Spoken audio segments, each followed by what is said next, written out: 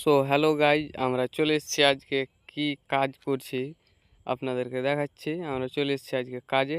দেখো হাসিম ভাইয়ের আগে চলে এসেছে কাজে, আমি নিচে অল্প কাজ করছিলাম তার জন্য। দেখো টিপ লাগাচ্ছে, এটাতে বলক বসাবো তার জন্য। এখন এই সাইডে মশলাও বানিয়ে নিয়েছে, আর এগুলো বলকগুলো আমাকে ফাটাতে হবে, অল্প ফাটাতে হবে, দেখাচ্ছি আপনাদেরকে। দেখো সামনে আছে, এই যে এগুলো বলকগুলো আমাকে ফাটাতে হবে এখন, তার জন্য এখন বলক ফাটাতে বসবো। আর এই দেখো এইগুলো বলক আমাদের লাগা হয়ে গেছে অর্ধেকটা, এখন প্রায় 1টা বাজছে। খাওয়া দাওয়ার পর আবার আমরা লাগাবো।